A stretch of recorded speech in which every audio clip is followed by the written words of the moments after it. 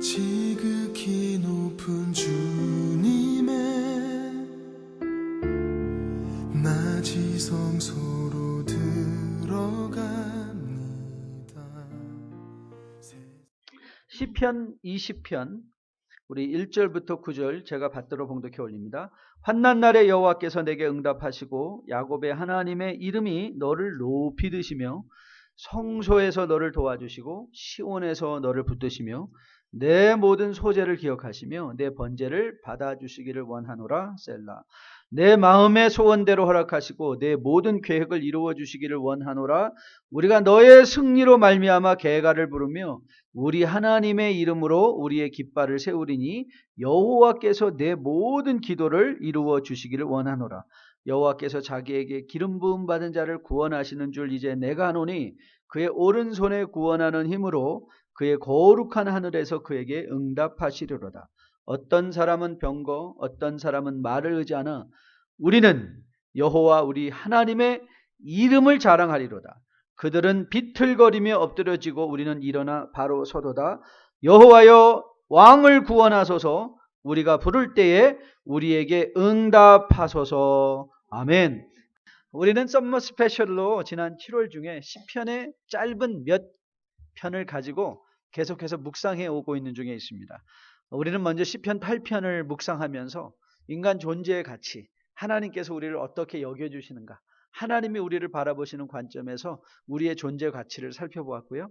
우리는 또 시편 11편을 통해서 터가 무너지는 듯한 의인의 삶의 현실들을 돌아보며 우리가 어떤 처지로 부르심을 받고 있는가에 대한 현실 감각을 새롭게 해보았습니다. 지난 시간에는 우리가 시편 13편의 말씀 그러나 나는 이라는 제목을 가지고 인생의 현실 속에서 자신을 지켜내는 이 반전의 믿음의 고백, 내가 주변에 보이는 내 터가 무너지는 것과 같은 그런 힘든 상황이지만 그러나 나는 오직 하나님만을 바라보고 하나님만을 의지하겠노라고 다짐하고 결단하는 이 반전의 신앙 고백을 들으면서 마땅히 우리가 어떤 신앙생활을 감당해야 하는가를 우리가 교훈받았습니다. 늘 벌어지는 주일 아침의 신경이 장면이었습니다. 그 주일 아침에도 어머니는 아들과 신경이를 하고 있습니다. 어서 일어나라고, 교회 가야 된다고. 하지만 아들은 이불을 뒤집어 쓰고 앙탈을 부립니다. 안 갈래요. 교회는 덥고 장로님들은 웬 기도를 그렇게 오래 하는지, 우리 장로님만 빼놓고 사람들은 불친절하고 저는 교회 가고 싶지 않다고. 그래도 어머니가 설득합니다. 그래도 가야지. 어서 일어나. 그러자 그래도 안 일어나는 아들을 향하여 어머니가 급기야 소리칩니다. 네가 목사잖아. 그랬어요. 네가 목사잖아. 저는 이런 얘기가 지어낸 농담인 줄 알았습니다. 그런데 어느 해인가 제가 선교지에서 나이가 지긋하신 한 사모님을 만나서 그분이 겪어온 인생의 풍상의 간증을 들을 기회가 있었는데 그 목사님이 그러셨대요. 주일 아침이면 교회 안 간다고 정말 앙탈 부리시고 늘 교회에 이런저런 목회의 스캔들을 일으키시고 교회의 불협화음으로 사모님께서 늘 그 목사님을 위해서 선배 목사님 찾아다니면서 다음 목회지를 정해달라고 하고 교회를 떠나기를 밥 먹듯이 수도 없이 했던 것을 간증하면서 담담히 그 걸어온 인생을 쏟아내어 놓으시며 우리와 함께 나누시는데, 야, 이런 일이 정말 농담은 아니구나. 목사라도 그럴 수 있겠구나라는 생각을 하면서 제 자신을 돌아봤던 기억이 새롭습니다. 여러분, 참 사람이 자신의 처지와 형편을 깨닫지 못한다는 것만큼 그것이 자기에게 비극이 될 뿐만 아니라 주변의 사람들에게 얼마나 비극이 되는지 모릅니다. 그건 그가 속한 공동체의 비극이기도 합니다. 만일 군인이 지금 적군이 코앞에서 우리를 공격해오는 전쟁이 한창인데 이 편안함만을 추구하고 내 벙커만 단장하겠다고 잠시 머물다가 얼른 모기 갖고 옮겨야 되는 것이 우리의 벙커인데 벙커 치장하다가 이 전쟁을 다 보내고 있다면 그건 정말 비극이 아닐 수가 없습니다. 그래서 베드로 사도는 우리에게 이렇게 권면합니다. 근신하라 깨어라. 너희 대적 마귀가 우는 사자같이 두루다니며 삼킬 자를 찾나니 너희의 믿음을 굳건하게 하여 그를 대적하라. 이는 세상에 있는 너희 형제들도 동일한 고난을 당하는 줄을 함이라. 무슨 말씀입니까? 지금 여러분과 저한 우리의 형편, 우리의 현실이 뭐라고요?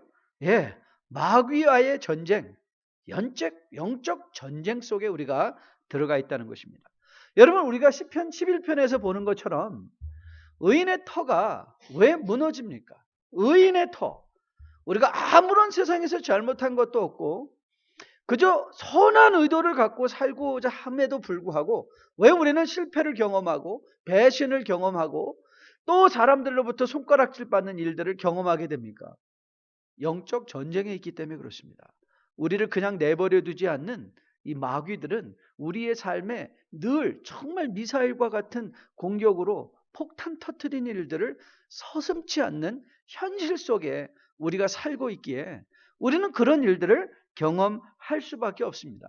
여러분, 이런 전쟁의 현실 속에서 그러면 우리에게 필요한 것이 무엇일까요? 저는 그것이 격려라고 생각합니다.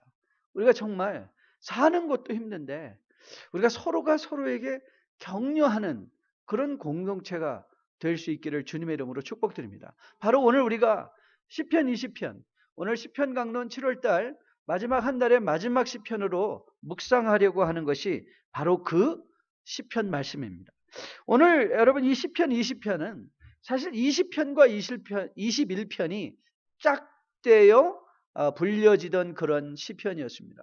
이 시편의 별명은 Battle Psalms, 전투에 나가기 전에 부르는 노래, 그리고 21절은 전투에 갔다 온 후 부르는, 21편은 전투에 갔다 온 후에 부르는 노래, 즉 싸움을 앞두고 구약의 백성들이 왕과 함께 부르던 노래였던 것인 것을 우리는 보게 됩니다.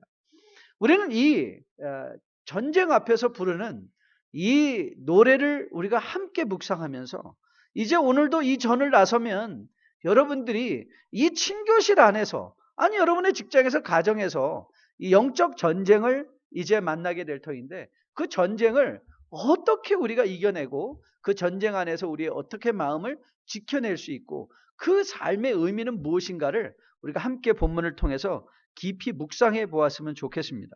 전쟁에 나가기 전에 왕과 온 백성이 함께 낭송하던 시가 바로 이 시편이었습니다. 그래서 이 시편의 또 다른 별명은 출정시다. 전쟁에 출정하기 전에 부르던 노래다 라고 하기도 하고, 그러나 이것은 단지 우리가 전쟁에 나가기 전에만 부르는 것이 아니라 그 전쟁의 내용 중에 이 전쟁의 승패는 하나님께 달려있다. 그래서 이 시의 또 다른 별명이 하나님이 통치하신다, 신정시라는 별명이 또 붙어 있기도 합니다. 그러나 이것은 궁극적으로 보면 우리의 성도의 부르심이 우리가 결국 가나안 정복으로 주님께서 새롭게 우리를 위하여 메시아를 보내주심으로 말미암아 새롭게 거듭나 주님의 백성으로 살게 하시는 그 주님의 구속의 계획을 살펴볼 때 오늘 이 싸우러 나가는 장면의 왕은 바로 우리를 위하여 싸워주실 예수 그리스도의 그림자. 그래서 이 시는 또 다른 별명으로 메시아 예언시라고도 불려집니다.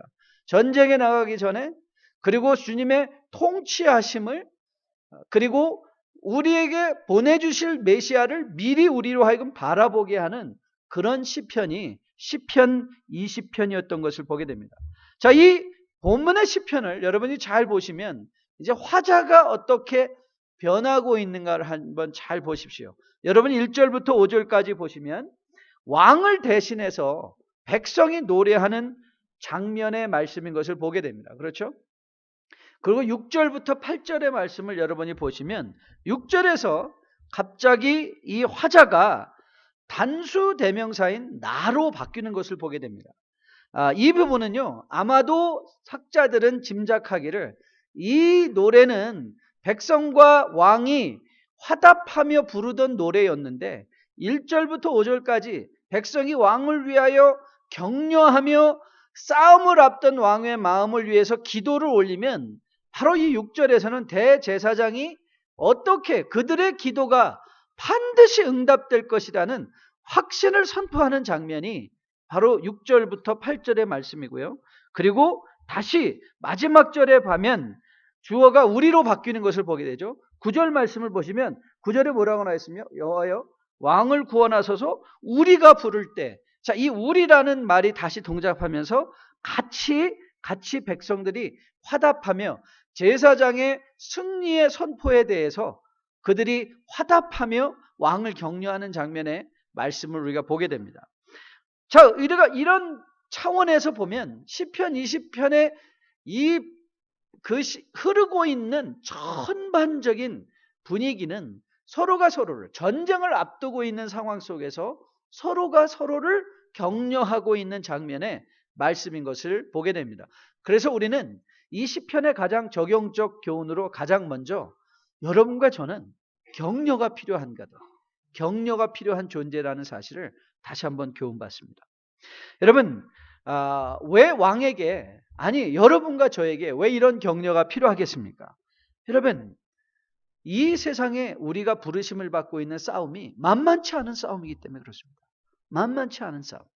아마도 이 시편의 배경을 연구하는 학자들은 이 암몬과의 싸움에 이제 다윗이 마지막 가나안 정복의 순서대로 그 전에 이루어야 될 가나안 정복을 아직도 이루지 못하고 있었던 그 정복의 마지막 이 암논과의 싸움을 앞에 두고 아마도 그의 마음에 두려워하는 마음으로 이제 그 전쟁에 참여하기 전에 지었던 시가 이 시편이 아닌가 그들은 추측하고 있습니다. 여러분, 전쟁을 앞두고 우리의 마음이 두려운 것이 사실입니다. 우리가 예수님을 믿었기 때문에 우리가 마음에 두려움이 없다는 건 그거는 진실일 수가 없습니다. 믿음은 그런 게 아닙니다. 여러분, 성경을 살펴보면 성경은 믿음의 사람들의 두려움의 고백을 절대 미화하거나 감추려 하고 하지 않습니다. 그리고 주님은 그 믿음의 사람들의 두려움의 마음을 부인하며 탓하지도 아니하십니다. 성경은 놀랍게도 세상에 대해서 이 엄중한 영적인 싸움을 앞두고 있는 우리의 마음을, 두려움을 이해해 주시고 인정해 주실 뿐만 아니라 격려해 주시고 그래서 그 두려움에 함몰되지 않게 하는 것이 저는 하나님께서 우리에게 하시는 일이라고 믿습니다.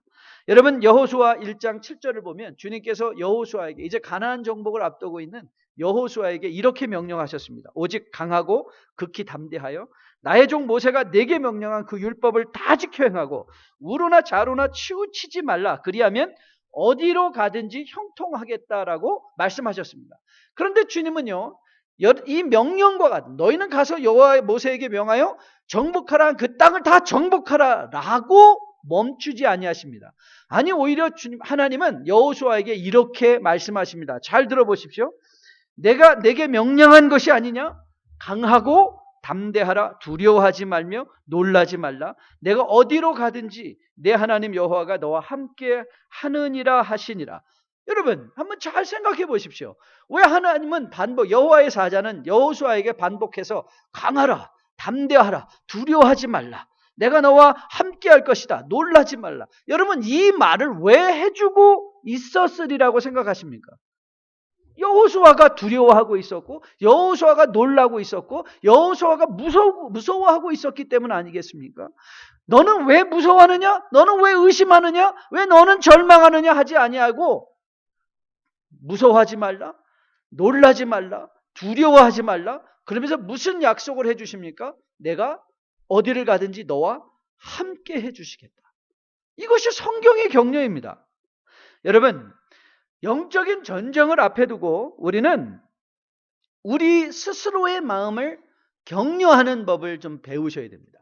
그리고 여러분 이웃들을 좀 격려하는 법도 배우셔야 됩니다. 이게 공동체의 삶입니다.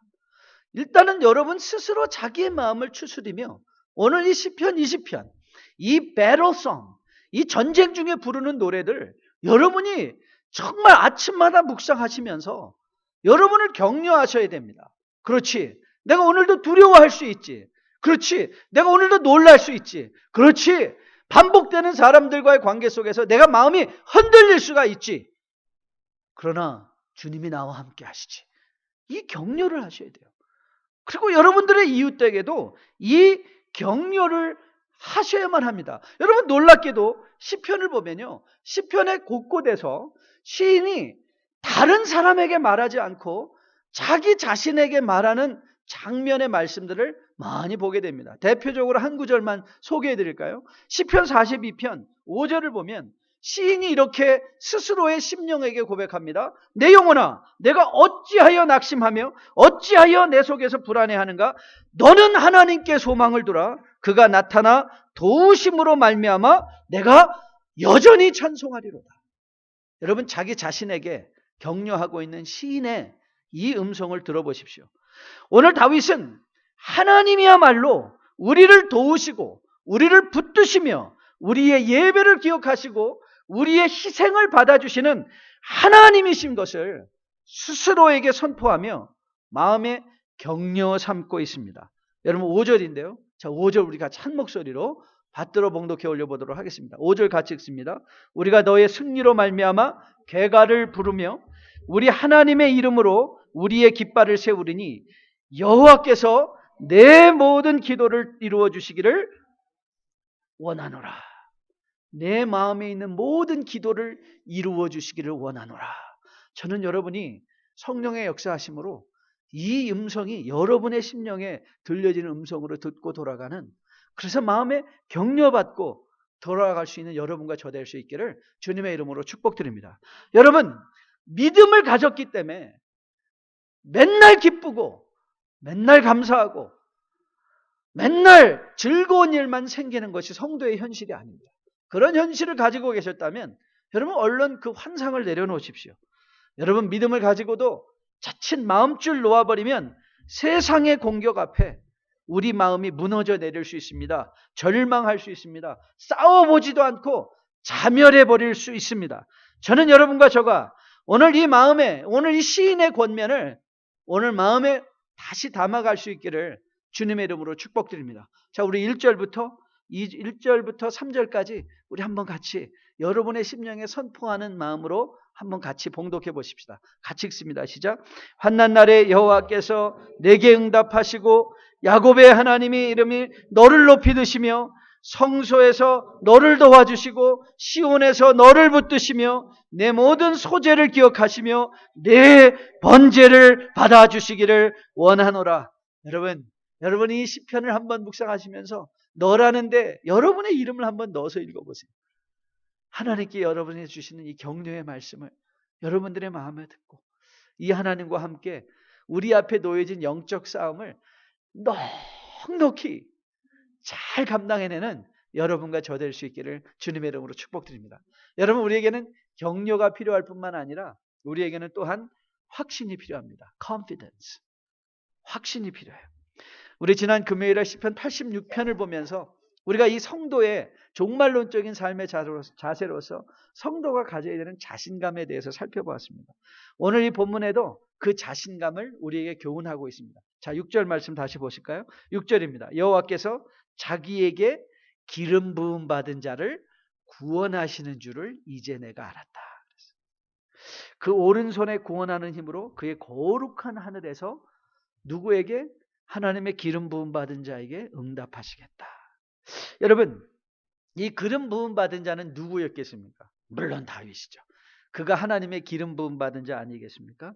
여호와께서 자기에게 기름 부음 받은 자를 구원한다. 이 표현의 중요성이 뭐예요?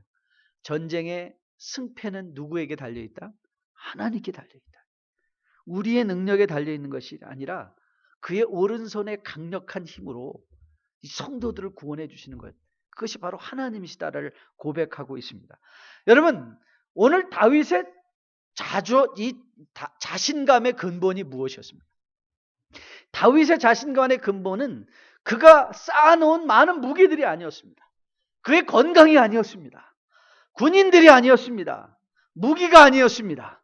그의 자신감은 바로 그의 기도를 들으시는 하나님이 바로 다윗의 자신감이었던 것을 우리는 본문을 통해서 확인받습니다. 자, 그러면 이제 우리는 누구인가를 한번 살펴봐야 되겠죠. 여러분에게 자주 소개하는 베드로 사도의 우리 고백 여러분 한번 들어보십시오.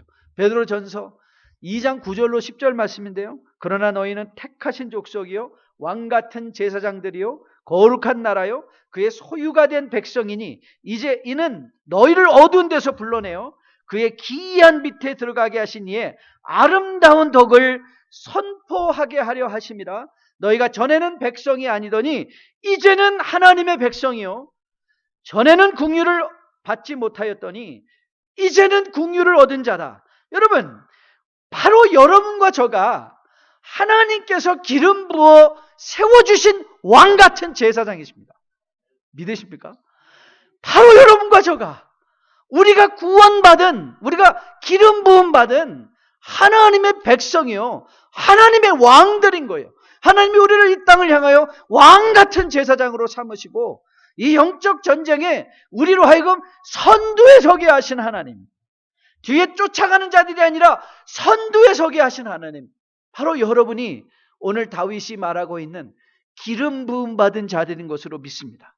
여러분, 이 기름 부음 받은 자를 하나님께서 어떻게 해주신다고요? 기름 부음 받은 자를 구원하시는 줄을 내가 안다 그랬어요. 여러분, 여러분은 반드시 구원받을 것입니다. 이 구원은 영적인 구원일 뿐만 아니라 여러분의 삶의 현실 속에 어려운 일들도 반드시 구원을 받을 것입니다. 왜요? 하나님께서 기름 부음 받은 자를 반드시 구원하시는 그 하나님인 것을 우리가 알고 보고 들었기 때문에 그렇습니다. 그래서 바울은 이런 엄청난 고백을 우리와 함께 하기를 원하고 있습니다. 자, 여러분 성경을 한번 찾아보실까요? 로마서 8장, 신약의 로마서, 사도행전을 바로 넘어 복음서, 그 다음에 바로 사도행전, 그 다음에 로마서가 등장하죠. 자, 로마서 8장을 한번 찾아보시기 바랍니다. 로마서 8장 30절로부터 35절. 자, 우리가 같이 한 목소리로 받들어 봉독해 올리면서 구원, 기름 부음 받은 자를 하나님이 어떻게 구원하시는가를 우리가 이 바울의 선포를 통해서 한번 확인해 보기를 원합니다. 우리 스스로 심령에게 선포하듯 같이 읽어보려고 하는데요. 자, 30절부터 같이 읽습니다. 시작.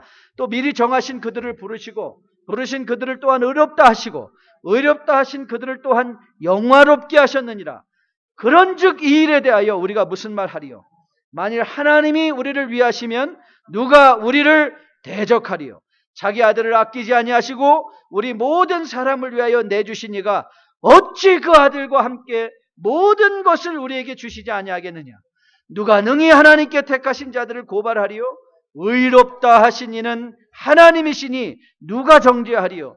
죽으실 뿐 아니라 다시 살아나신 이는 그리스도 예수시니 그는 하나님의 우편에 계신 자요 우리를 위하여 간구하시는 자시니라. 누가 우리를 그리스도의 사랑에서 끊으리요? 환난이나 곤고나 박해나 기근이나 적신이나 위험이냐 칼이랴. 성도의 삶에 환난이나 곤고나 박해나 기근이나 적신이나 위험이나 칼이 없다는 것이 아닙니다.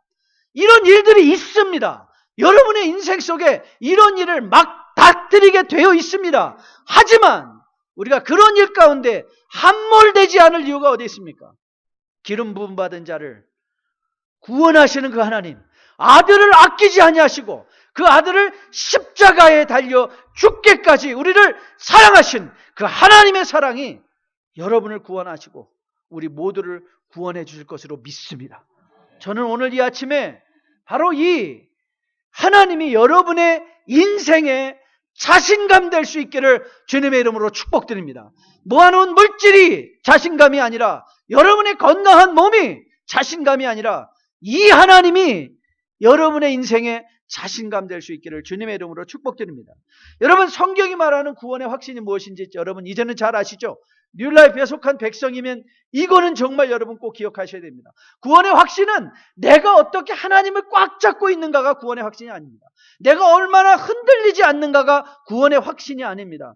나는 흔들리고 나는 주님 잡은 손 맨날 놓치는 존재들이지만 그럼에도 불구하고 나를 놓지 아니하신 그 하나님, 내가 아무리 흔들려도, 내가 비록 이 땅에서 실패해도 결단코 실패하지 아니하시는 이 하나님, 이것이 우리의 구원의 확신입니다. 실패하지 않는 하나님, 그것이 우리의 구원의 확신입니다. 저는 여러분의 마음속에 이 하나님이 큰 위로로, 큰 격려로, 큰 도전으로, 큰 자신감으로 다가올 수 있기를 주님의 이름으로 축복드립니다. 그래서 성도는 지나치게 절망하지 않습니다. 그래서 성도는 비록 여러분의 주변에 실패하는 사람들을 보고도 지나치게 낭망하지 않습니다. 아니, 낭망할 필요가 없습니다. 하나님께서 저 인생도 다루시고 반드시 그가 구원받은 백성이면 주의 이름에 합당하게 그를 세우시는 날이 있을 것입니다. 그래서 우리는 인내할 수 있습니다.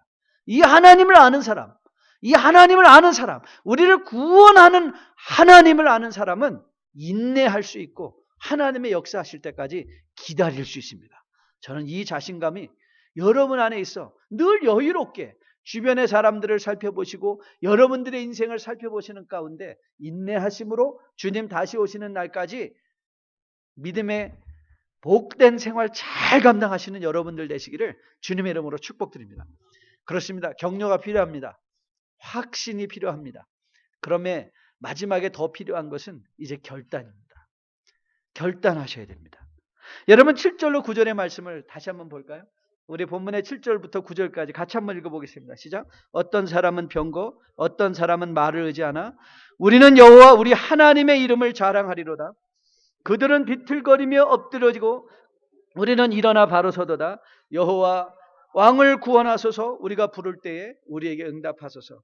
여러분, 가나안 정복의 첫 번째 싸움은 여리고 전쟁이었습니다. 여러분, 여리고 전쟁 기억하시죠? 여리고 전쟁은요, 이스라엘이 가나안 땅에서 어떤 싸움을 하여야 될까를 상징적으로 보여주는 사건이었습니다. 여러분, 이 여리고 사건의 가장 중요한 내용이 무엇이었습니까? 하나님께서 여호수아에게 무엇을 권면하셨죠? 네, 하나님께서 그들로 하여금 이 승리의 행진을 미리 하게 하신 거예요. 모든 전열을 같이, 이 싸움의 전열이 아니었습니다. 그들이 승리의 함정, 앞에 찬양대를 세우고 미리 여러분, 전쟁은요, 자기 자신을 노출시키면 망합니다. 자기 자신을 노출시키면 죽습니다. 공격당하게 되었습니다. 그들은 여리고 성 높은 곳에서 바라보고 있습니다.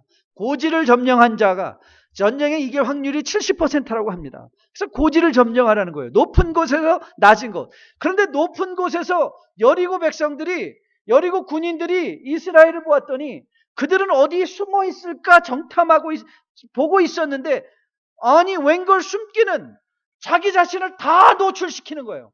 다 드러내서 성 이 위에서 빤히 내려다보고 있는데 그들은 성을 그냥 돌기 시작합니다. 여러분, 이 싸움의 의미가 뭐예요? 가나안 싸움은 주님께서 싸워주신 싸움을 우리는 뒤쫓아가는, 그렇죠? 우리의 대장 되신 그리스도를 우리는 뒤쫓아가는 싸움을 하고 있다는 것을 우리에게 보여주는 거예요.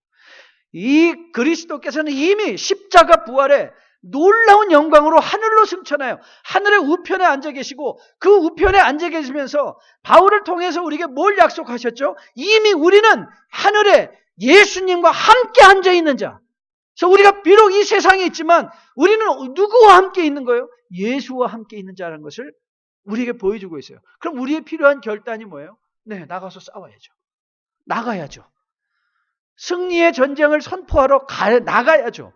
앉아 있으면 안 되죠. 주님이 전열을 갖추고 여리고를 돌라 하시면 돌아야죠. 여러분, 이게 뭐죠? 오늘 본문을 보니까 오늘 이렇게 노래하고 있는 것을 보게 됩니다. 우리는 여호와 우리 하나님의 이름을 뭐 한다고요?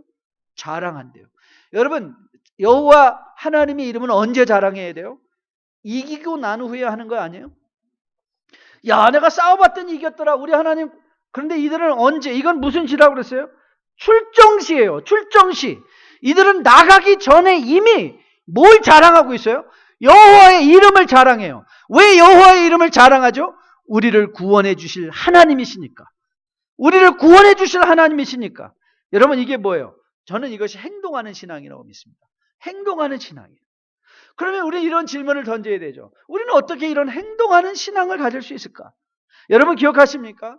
다윗이 사울을 설득하던 장면, 골리앗을 앞에 두고 다윗이 사울을 이렇게 설득합니다. 이 사무엘상 17장 말씀인데요. 한번 들어보십시오. 다윗이 사울에게 말하되 그로 말미암아 사람이 낙담하지 말 것이라. 주의 종이 가서 저 블레셋 사람과 싸우리다 하니 사울이 다윗에게 이르되 네가 가서 저 블레셋 사람과 싸울 수 없으리니 너는 소년이요 그는 어려서부터 용사임이니라. 여러분, 세상은 우리 격려 잘 하지 못합니다.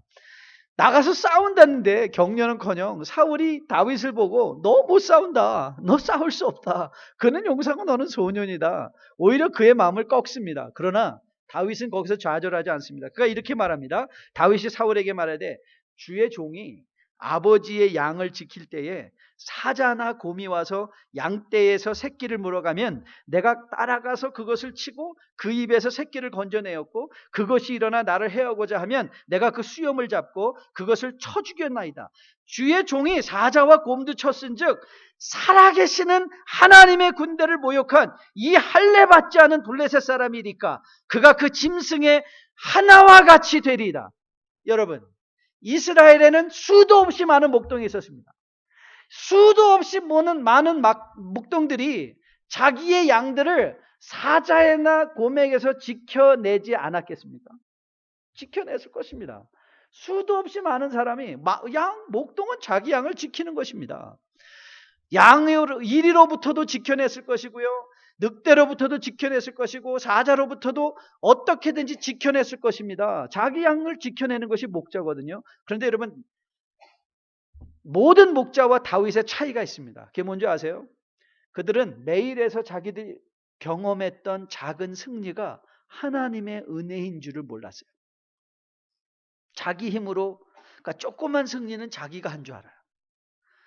그러나 다윗은요, 삶의 조그만 승리든 큰 승리든 그것이 다 하나님으로부터 온 것인 것을 그는 잘 알고 있었어요.